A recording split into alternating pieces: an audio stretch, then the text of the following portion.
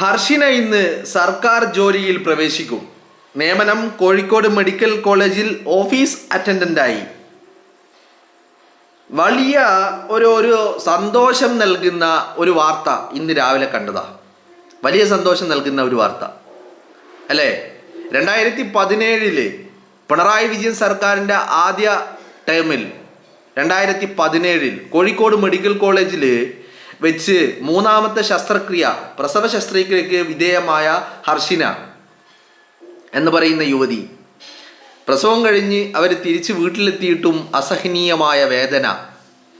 അപ്പോഴാണ് പിന്നീടുള്ള പരിശോധനകളിലാണ് കാര്യങ്ങൾ മനസ്സിലായത്. ഈ മൂന്നാമത്തെ ശസ്ത്രക്രിയ സമയത്ത് വയറ്റിൽ കത്രിക വെച്ച് തുന്നിക്കെട്ടി എന്നുള്ളത് അല്ലേ? എന്ന് പറഞ്ഞാൽ ഒരു സർക്കാർ സ്ഥാപനം കോഴിക്കോട് മെഡിക്കൽ കോളേജ് അല്ലേ, രോഗികൾ അത്രയും ഞാൻ കേരളത്തിൽ കണ്ടിട്ടുള്ളതിൽ വെച്ചിട്ട് ഏറ്റവും അധികം ഒരു വലിയ രീതിയിൽ സാധാരണക്കാരായ ജനങ്ങൾ ആശ്രയിക്കുന്ന ഒരു ആശുപത്രികളിൽ ഒന്നാണ് ഈ പറയുന്ന കോഴിക്കോട് മെഡിക്കൽ കോളേജ്. ആ മെഡിക്കൽ കോളേജിലെ ചികിത്സാ പിഴവ് ആ യുവതിക്ക് നേരിടേണ്ടി വന്നത് വലിയ ദുരിതം അല്ലേ? ഈ കത്രികയുമായി ബന്ധപ്പെട്ട് അതിനുശേഷം പിന്നെ 5ഓളം ഓപ്പറേഷൻ ഹർഷിനക്ക് നടത്തേണ്ടി വന്നു, വേദന സഹിക്കേണ്ടി വന്നു, പല രീതിയിൽ സമരമിരിക്കേണ്ടി വന്നു, നീതിക്ക് വേണ്ടിയിട്ട് അല്ലേ? സമരമിരിക്കേണ്ടി വന്നു. സർക്കാർ കണ്ട ഭാവം നടിച്ചില്ല. അപ്പോൾ ഇത്തരം ആളുകൾ പിഴവ് പറ്റി എന്ത് ചെയ്യാൻ പറ്റും? പിഴവ് പറ്റി ശസ്ത്രക്രിയയിൽ ഇത്തരത്തിൽ സംഭവിച്ചു. ഇത് പിഴവ് എന്നൊക്കെ പറയുന്നത് ഇപ്പോൾ നമ്മുടെ നാട്ടിൽ തുടർക്കഥകളാണ്. അപ്പോൾ ഇതിലെന്താണ് ചെയ്യാൻ പറ്റുന്നത്? വളരെ കൃത്യമായിട്ട് അവരെ അത്തരം ആളുകളെ അതിൻ്റെ ഇരകളെ ചേർത്ത് പിടിക്കുക എന്നുള്ളതാണ്. ഞാനിത് കണ്ടപ്പോൾ എൻ്റെ മനസ്സിലേക്ക് വന്നത് ഇതൊക്കെ എത്ര സിമ്പിളായിട്ട് കഴിഞ്ഞ സർക്കാരിന് തന്നെ ചെയ്യാമായിരുന്നു.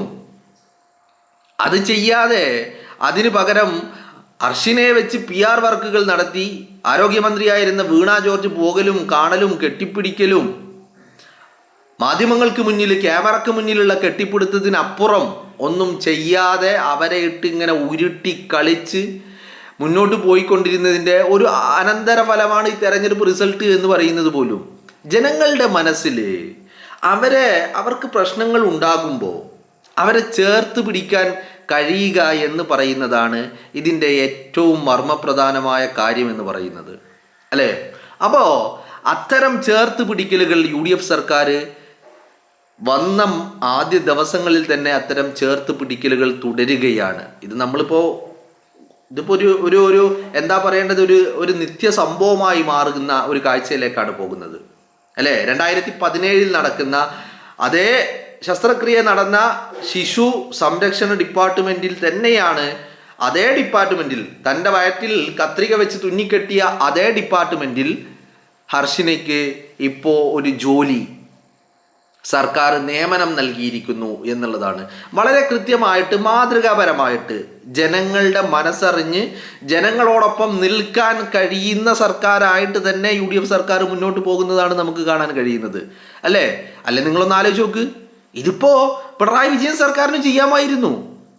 വളരെ സിമ്പിളായിട്ട് വലിയ എന്താ പറയേണ്ടത്, ഈ പറയുന്ന ഫയലുകൾ അങ്ങോട്ടും ഇങ്ങോട്ടും നീക്കൊന്നും ചെയ്യാതെ തന്നെ ഏറ്റവും സിമ്പിളായിട്ട് ചെയ്യാൻ പറ്റിയ ഒരു കാര്യമായിരുന്നു പിണറായി വിജയൻ സർക്കാർ. ഒരുപക്ഷെ പിണറായി വിജയൻ ഇത്തരം കാര്യങ്ങളില്ലേ ഈ PR വർക്കുകളിലേക്ക് അതിന് ഒരു വലിയ പ്രശ്നമുണ്ടായത് പിണറായി വിജയൻ, എസ്പെഷ്യലി പിണറായി വിജയൻ സർക്കാരിൻ്റെ രണ്ടാമത്തെ സർക്കാർ, ആദ്യ സർക്കാരും അതൊക്കെ തന്നെയായിരുന്നു, രണ്ടാമത്തെ സർക്കാരിലേക്ക് വന്നപ്പോൾ അതിൻ്റെ അന്തരീക്ഷം ഒന്നുകൂടി ഭീകരമായി മാറി എന്നുള്ളതാണ്. കൃത്യമായിട്ട് ജനങ്ങളിൽ നിന്ന് അകന്നു, ജനങ്ങൾക്കിടയിൽ എന്ത് നടക്കുന്നു എന്നതിനെക്കുറിച്ച് അറിയാതെയായി. ചുറ്റിലുമുള്ളത് കുറേ കുഴലൂത്തുകാരാണ്, കുറേ സ്തുതിപാഠകർ. ഇവരാണെങ്കിലോ ഇവരുടെ കാര്യം നോക്കിയിട്ട് രാജാവിനെ നിരന്തരമായിട്ട് ഇങ്ങനെ സ്തുതിച്ചു കൊണ്ടേയിരിക്കും, പ്രകീർത്തിച്ചു കൊണ്ടേയിരിക്കും. എന്തിനാ? അത് ഈ കുഴലൂത്തുകാരുടെ നേട്ടങ്ങൾക്ക് വേണ്ടിയിട്ടായിരുന്നു അല്ലേ? നിങ്ങളൊന്ന് ആലോചിച്ച് നോക്ക്. ഇപ്പം ഇന്നലെ തിരുവനന്തപുരത്ത് നിന്ന് വരുന്നൊരു വാർത്തയുണ്ട്. മുമ്പ് പിണറായി വിജയന് വേണ്ടിയിട്ട് തിരുവാതിര ഉണ്ടാക്കിയ ആ സംഘത്തിൻ്റെ ചെയർമാൻ പറയുന്നത് പിണറായി വിജയൻ ഇപ്പോൾ MLA സ്ഥാനത്ത് പോലും ഇരിക്കാൻ അർഹനല്ല, അയാൾ അതും ഒഴിയണം, ആ കസേരയിൽ നിന്ന് പോലും ഒഴിയണം എന്നുള്ള ആരാ പറയുന്നത്? തിരുവാതിര ഉണ്ടാക്കിയില്ലേ പിണറായി വിജയന് വേണ്ടിയിട്ട് പാട്ടുണ്ടാക്കിയ ആള്. ആ വ്യക്തി പറയാണ് പിണറായി വിജയൻ ആ കസേരയിൽ MLA കസേരയിൽ പോലും ഇരിക്കാൻ അർഹനല്ല എന്നാണ് പറയുന്നത്. മനസ്സിലാക്കണം. അപ്പോൾ സ്തുതിപാഠകർ അന്ന് ഇതൊന്നും അറിയാണ്ടല്ലോ. സ്തുതിപാഠകരുടെ ഉള്ളിൽ എന്താ ഉണ്ടായിരുന്നത്? ഞമ്മക്ക് നേട്ടമുണ്ടാണ്, കാരണം രാജാവാണ് അധികാരത്തിലിരിക്കുന്നത്. രാജാവിനെ പ്രകീർത്തിച്ചാലേ നേട്ടങ്ങൾ ഉണ്ടാകൂ, രാജാവിനോട് ചോദ്യം ചോദിച്ചാൽ മാറ്റി നിർത്തപ്പെടും എന്നുള്ളത് അറിയാവുന്നത് കൊണ്ട് സ്തുതിപാഠകർ സ്തുതി പാടിക്കൊണ്ടേയിരുന്നു. ജനങ്ങൾക്കിടയിൽ പൊതുബന്ധ്യത്തിൽ എന്താണ് നടക്കുന്നത് എന്ന് തിരിച്ചറിയാൻ പിണറായി വിജയന് സാധിക്കാതെ പോയി എന്നുള്ളതാണ്. മനസ്സിലായില്ലേ? വളരെ കൃത്യമായിട്ട്. അപ്പോൾ അതിൻ്റെയൊക്കെ ഭവിഷ്യത്തുകൾ ഈ തെരഞ്ഞെടുപ്പിൽ പിണറായി വിജയൻ അനുഭവിച്ചു. അല്ലെങ്കിൽ ഇപ്പം ഈ പറയുന്ന ഹർഷീനയുടെ കാര്യമാണെങ്കിലും മറ്റുള്ളവരുടെ കാര്യമാണ്, സ്വാഭാവികമായിട്ടും ഒരു പാർട്ടിയുമില്ലെങ്കിൽ പോലും തനിക്ക് അനുഭാവപൂർവമായ തന്നോടൊരു നിലപാടെടുക്കാത്ത ആളുകൾക്കെതിരെ സ്വാഭാവികമായിട്ടും നമ്മൾ പ്രവർത്തിക്കും. ഹർഷിന ആറന്മുളയിൽ പോയിട്ട് വീണ ജോർജിനെതിരെ ക്യാമ്പയിൻ നടത്തി അല്ലേ? അപ്പോൾ ഇതൊക്കെ സംഭവിക്കുന്നത് എന്തുകൊണ്ടാണ്? ഇത് കേരളത്തിൽ വലിയ ചർച്ചയായ വിഷയമാണ്. കഴിഞ്ഞ സർക്കാരിൻ്റെ കാലത്ത് ഈ ആരോഗ്യ വകുപ്പിലുണ്ടായിരുന്ന വീഴ്ചകൾ വലിയ തോതിൽ ചർച്ചയായപ്പെട്ട ഒരു കാലമായിരുന്നു. ആ കാലത്ത് ഇത്തരം ആളുകളെ ചേർത്ത് പിടിക്കുന്നതിനുമായി ഇത്തിരി ബുദ്ധി ഉണ്ടായിരുന്നെങ്കിൽ വിജയന് ഇത്തരം പ്രശ്നങ്ങളിൽ ആ വ്യക്തിയോടൊപ്പം നിന്നിട്ട് കേരളം കൈയടിക്കുമായിരുന്നു, അവരും കൈയടിക്കുമായിരുന്നു. അതൊന്നും ചെയ്യാതെ ഈ മാറ്റി നിർത്തലുകൾ, ഒന്നാമത് ഇത് എന്താണെന്ന് അറിയുന്നില്ലായിരുന്നു. ഇങ്ങനെ പൊതുസമൂഹത്തിൽ ഇങ്ങനെ ഒരു ചർച്ച നടക്കുന്നുണ്ട്, അവരിതിനെ വളരെ സീരിയസ് ആയിട്ടാണ് എടുത്തിരിക്കുന്നത്. അങ്ങനെ പല ചർച്ചകളും പൊതുസമൂഹത്തിൽ നടക്കുന്നുണ്ട്. ഇതൊന്നും പിണറായി വിജയൻ അറിഞ്ഞിട്ടില്ല, പാർട്ടി പറഞ്ഞു കൊടുത്തിട്ടുമില്ല. പിന്നെ കൂടെ ഉണ്ടായിരുന്ന കൃമികീടങ്ങൾ അത് പറയാൻ പോയിട്ട് അങ്ങനെ ഉണ്ടായാൽ പോലും അതിങ്ങനെ മാറ്റി വെച്ച് അത് പിണറായി വിജയൻ്റെ കാതുകളിലേക്ക് എത്തുന്നതിനെ തടഞ്ഞ് സ്തുതി പാടിക്കൊണ്ടേയിരുന്നു. സ്തുതി പാടലൊക്കെ കേട്ടപ്പോൾ പിണറായി വിജയൻ തോന്നി, ഞാനെന്തോ വലിയ സംഭവമാണ് എന്നുള്ള തോന്നല്. പിന്നെ അങ്ങോട്ടുള്ള യാത്രകൾ മൊത്തം ആ ഒരു മെൻറ്റാലിറ്റിയിലായിരുന്നു, ഞാൻ രാജാവാണ്, കണ്ടവരോടൊക്കെ വീട്ടിൽ പോയി ചോദിക്ക്, കിടക്ക് പുറത്ത് മാറി നിൽക്കുക, അങ്ങോട്ട് ധാർഷ്ട്യത്തിൻ്റെ അഹങ്കാരത്തിൻ്റെ ഭാഷ. അവസാനം ജനം അടിച്ച് കയ്യിൽ കൊടുത്തു, മൂലക്കിരിക്കേണ്ടി വന്നു. ഇതല്ലേ പിണറായി വിജയന് സംഭവിച്ചത്. അപ്പോൾ കാര്യങ്ങൾ മാറിപ്പോകുന്നുണ്ട്. ഹർഷീനയുടെ ഈ നിയമനം യഥാർത്ഥത്തിൽ അത് സർക്കാർ എടുക്കുന്ന ഒരു നിലപാടാണ്. കാരണം ഇപ്പോൾ സർക്കാർ, ഈ പറയുന്ന സർക്കാർ എന്ന് പറഞ്ഞാൽ എന്താ? ജനം അല്ലേ? ആ ജനത്തിന് വേണ്ടി പ്രവർത്തിക്കുന്ന ഒരു പൊതു ആരോഗ്യ മേഖലയിൽ പെടുന്ന ഒരു സ്ഥാപനം. ആ ആരോഗ്യ മേഖലയിൽ ഏറ്റവും പ്രധാനപ്പെട്ട ഒരു സ്ഥാപനം അതല്ലേ കോഴിക്കോട് മെഡിക്കൽ കോളേജ്. അവിടെ നിന്നൊരു പിഴവ് പറ്റുമ്പോൾ ആ സാധാരണക്കാരായ ആ രോഗി ആ ഇരയോടൊപ്പം നിൽക്കുന്നതിന് പകരം അവരെ ഇട്ട് വട്ടം കളിപ്പിച്ചാൽ ഉള്ള പ്രശ്നങ്ങൾ ഇതൊക്കെയാണ് എന്നുള്ളത് ഇപ്പോഴൊക്കെ പിണറായി വിജയന് മനസ്സിലാകുന്നുണ്ടാവും. എങ്ങനെ ഇത്തരം സംഭവങ്ങൾ ഞാനിതിനെ ലഘൂകരിക്കുന്നതല്ല. ഇപ്പോൾ ഇത്തരം സംഭവങ്ങൾ നിരന്തരമായിട്ട് ഉണ്ടായിക്കൊണ്ടേയിരിക്കുകയാണ്. ഇതൊരിക്കലും ഇപ്പോൾ കഴിഞ്ഞ ദിവസം ഇഞ്ചക്ഷൻ സിറിഞ്ചിൻ്റെ നീഡിൽ ഇഞ്ചക്ഷൻ അടിച്ചാണ്, നീഡിൽ പൊട്ടി അത് ശരീരത്തിലായി. ഇപ്പം ഇന്നലെ വേറൊരു വാർത്ത വരുന്നുണ്ട്. അപ്പം ഇതൊക്കെ നിരന്തരം ഇത് വലിയ പിഴവ്. ഇത് ഒരു പിഴവ് എന്ന് പറഞ്ഞാൽ നമുക്ക് അത് ഒറ്റപ്പെട്ടതായിരിക്കണം. ഇത് നിരന്തരമായിട്ട് ഇങ്ങനെ റിപ്പോർട്ട് ചെയ്തുകൊണ്ടിരിക്കുക. അപ്പോൾ ഇവിടങ്ങളിൽ എന്താണ് വേണ്ടത്? ഇത്തരം ആളുകൾക്ക്, ഇതിന് ഇരയാകുന്ന ആളുകൾക്ക് ആശ്വാസമാകുന്ന രീതിയിൽ അവരെ ചേർത്ത് നിർത്താൻ സാധിക്കുക എന്നുള്ളതാണ് ഒരു സർക്കാരിൻ്റെ ബാധ്യത, അല്ലെങ്കിൽ അവരുടെ റെസ്പോൺസിബിലിറ്റി എന്ന് പറയുന്നത്. അപ്പോൾ അതിന് തയ്യാറാവാതെ വരുമ്പോൾ ജനം നേരെ എതിരാകും, ജനങ്ങളുടെ മനസ്സിൽ വെറുപ്പുണ്ടാക്കും, ജനങ്ങളുടെ മനസ്സിൽ ആശങ്കയുണ്ടാക്കും. ഇതൊക്കെയാണ് സ്വാഭാവികമായിട്ടും. അപ്പോൾ ഇത്തരം ചേർത്ത് നിർത്തലുകളാണ് ജനം ആഗ്രഹിക്കുന്നത്. മനസ്സിലായില്ലേ? സാധാരണക്കാരന് കേരളത്തിൽ മലയാളിക്ക് ഞാൻ എപ്പോഴും പറയാറുള്ള ഒരു കാര്യമാണ്, മലയാളിയെ സംബന്ധിച്ചിടത്തോളം അവൻ്റെ ഒരു പ്രശ്നങ്ങൾ മറികടക്കാൻ അവൻ തന്നെ ധാരാളാ.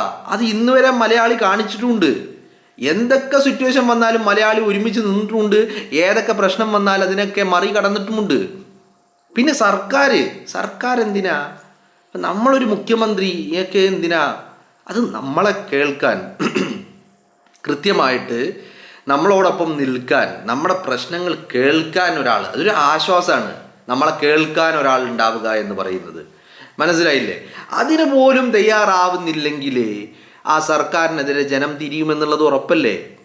അപ്പോൾ അത് തന്നെയാണ് കേരളത്തിൽ ഈ തെരഞ്ഞെടുപ്പ് കാലത്ത് നടന്നത് എന്നുള്ളതാണ്. അപ്പോൾ അതിലൊരു വ്യക്തിയാണ് ഈ പറയുന്ന ഹർഷിന എന്ന് പറയുന്ന യുവതി, അല്ലേ?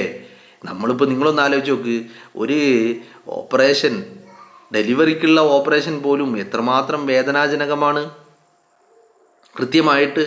അപ്പോൾ ആ സ്ത്രീകൾ അനുഭവിക്കുന്ന വേദനകളുണ്ടല്ലോ, എന്നിട്ട് ഇതിൻ്റെ പേരിൽ ഒരു ഓപ്പറേഷൻ ചെയ്തത്, എന്നിട്ട് അതിൻ്റെ പേരിൽ ഒരു കത്രിക ഉള്ളിൽ, എന്നിട്ട് ആ കത്രികയ്ക്ക് വേണ്ടിയിട്ട്, ആ പിഴവിന് വേണ്ടിയിട്ട് വീണ്ടും ഒരു മനുഷ്യൻ്റെ ശരീരം വീണ്ടും അടുത്ത ഒരു 5 തവണ കൂടി കീറി മുറിക്കുക. 5 ഓപ്പറേഷനുകൾ ഇതിൻ്റെ പേരിൽ ഹർഷിന നടത്തി. അപ്പോൾ ഒരു മനുഷ്യൻ്റെ ശരീരം, വേദനകൾക്കപ്പുറം ഇതിനൊക്കെ ഇനി ഉണ്ടാകാൻ പോകുന്നൊരു ആഫ്റ്റർ എഫക്റ്റ് ഉണ്ട്. നിങ്ങളൊന്ന് ആലോചിച്ച് നോക്ക്, ഈ സിസേറിയൻ ഡെലിവറികൾ നടക്കുന്ന സ്ത്രീകളുണ്ടല്ലോ, അവരെ എടുത്ത് പരിശോധിച്ച് നോക്ക് നിങ്ങൾ. അത്തരം സ്ത്രീകളിൽ ഇതിന് ശേഷം അവരുടെ പിന്നീടുള്ള ജീവിതത്തിൽ ഉണ്ടാകുന്ന ബുദ്ധിമുട്ടുകൾ, ശാരീരിക ബുദ്ധിമുട്ടുകൾ, ഇതിൻ്റെയൊക്കെ ഒരു സൈഡ് എഫക്റ്റ് എന്നുള്ള രീതിയിൽ. അപ്പോൾ അതും പോരാഞ്ഞിട്ട് ഇപ്പം 3ാമത്തെ ശസ്ത്രക്രിയയിലാണ് ഈ പറയുന്ന കത്രിക വെച്ച് തുന്നിക്കെട്ടിയത്. എന്നിട്ട് ആ കത്രിക തുന്നിക്കെട്ടിയതിൻ്റെ പേരിൽ പിന്നീട് വീണ്ടും ഒരു 5 ഓപ്പറേഷനുകൾ. അപ്പോൾ ആ ഒരു വ്യക്തിയുടെ ജീവിതത്തിൽ അവർ ശാരീരികമായിട്ട് പിന്നീട് അനുഭവിക്കേണ്ടി വരുന്ന വേദനകളും യാതനകളും എത്രത്തോളമായിരിക്കും. അപ്പോൾ ഇതിനൊക്കെ പരിഹാരം എന്താണ്? പരിഹാരം ഇതൊക്കെ സംഭവിച്ചു. അപ്പം ഇതിനി പരിഹാരം എന്താ? അവരോടൊരു കരുണ കാണിക്കുക, അവർക്കൊരു ആശ്വാസം പകരുക, അവരോടൊപ്പം നിൽക്കുക, ഒരു ദയ കാണിക്കുക, ഒരു മനുഷ്യത്വം കാണിക്കുക. സ്വാഭാവികമായിട്ടും അതൊരു സർക്കാരിൻ്റെ ബാധ്യതയാണ്, അല്ലേ? ഇതിപ്പോൾ സംഭവിച്ചിരിക്കുന്നത് ഒരു സർക്കാർ ഹോസ്പിറ്റലിൽ വെച്ചാണ്. അപ്പോൾ അവിടെ സർക്കാരിന് കൃത്യമായ റോളുണ്ട്, സർക്കാർ ആ മനുഷ്യത്വം കാണിക്കേണ്ടതുണ്ട്.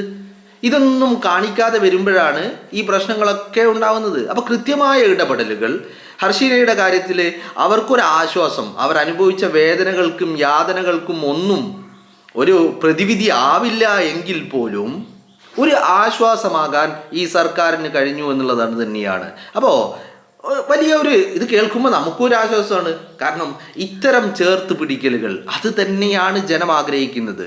എന്താണെങ്കിലും ജനങ്ങളുടെ കയ്യടി നേടിക്കൊണ്ട് UDF സർക്കാർ മുന്നോട്ട് കുതിച്ചുകൊണ്ടേയിരിക്കുകയാണ്.